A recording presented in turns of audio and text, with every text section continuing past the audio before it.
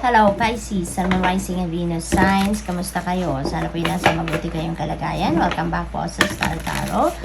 Kung bago kayo dito, welcome din kayo. Thank you sa inyong support. I truly appreciate it. God bless you all, Pisces.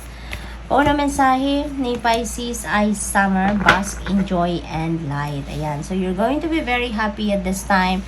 There are so many reasons for you to be happy at this time. Magliliwanag ang buhay, maliwanag ang inyong pag-iisip, maliwanag ang inyong pakiramdam. So, what else? We have peacekeeper, let go of the need to be right. Ayan. So, wag na nating ipilit lagi na tayo lang ang tama, Pisces. No? Kasi, meron din pagkakataon na kailangan natin ibigay sa ibang tao din ang room to speak up, ang room to explain, ang room to say something kung ano man ang gusto nilang i-express, 'di ba? At marami din pagkakataon na may punto din, may tama din ang sinasabi ng iba. So give other people a chance as well, no? So, we have the sun, enjoy success and happiness. Wow, napakaganda dito. Sabi, bask, enjoy, and light. Dito, enjoy success and happiness. So, napakaswerte ninyong Pisces. Napakaganda. Kasi, may mga tagumpay kayong makakamit sa ngayon. At maaring isa yan sa dahilan ng joy and happiness na to na mararamdaman ninyo. So, good luck to that. Very positive ang energy na bumabalot sa buhay ninyo sa ngayon. We have hunter, track down your fears and desires. Ayan. So, maybe there is a need for some of you naman dito, Pisces, no? Na magnilay-nilay kayo, magmuni-muni kayo, mag-isip-isip kayo sa ngayon.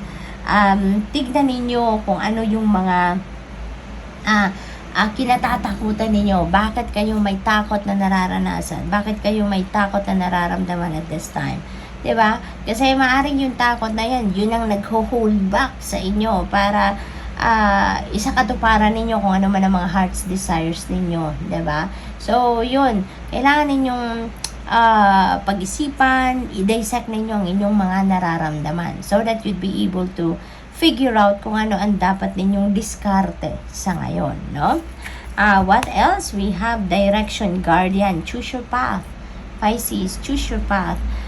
You have that opportunity or you have that liberty to choose your path sa ngayon. So, maaaring iba't ibang mga opportunities ang meron kayo sa ngayon.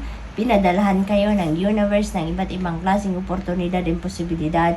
And you are given that liberty to choose kung ano yung komportable kayo, kung ano yung gusto ninyo na path na tahakin sa ngayon. So, you are so blessed.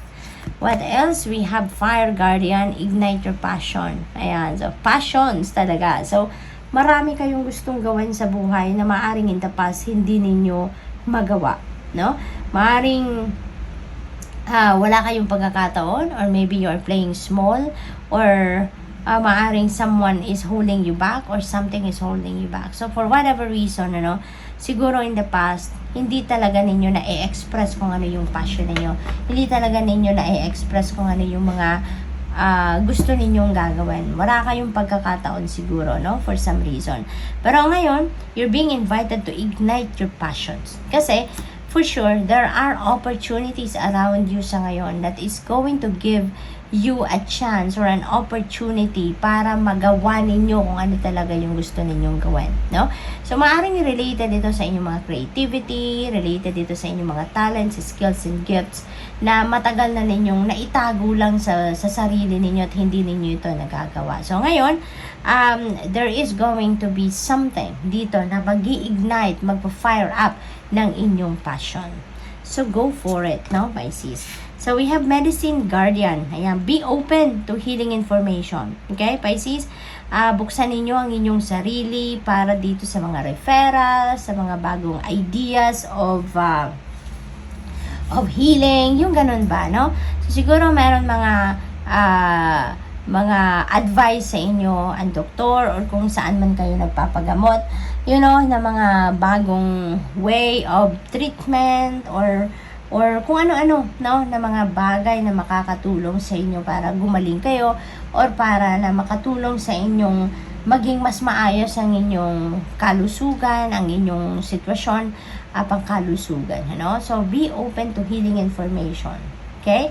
Huwag kayong closed off na. Kasi, mga bagong kaalaman siguro ito, or alam mo yun, baka hindi pa ninyo ito nagawa before, hindi pa ninyo ito narinig before, kung ano man ang mga advice siguro sa inyo, no? So, but be open to it, although yung decision ay nasa sa inyo pa rin, no? The last say, yung decision ay nasa inyo pa rin, but just be open to those healing information na maaring ma-consider ninyo. Pwede pa ninyong i-research yan, alamin pa ninyo, diba? Depende sa inyong sitwasyon, okay? What else? We have mountains, stand your ground, okay? Stand your ground, don't allow other people to step in your toes. Maaring, ang iba kasi sa inyo dito, baka meron kayong mga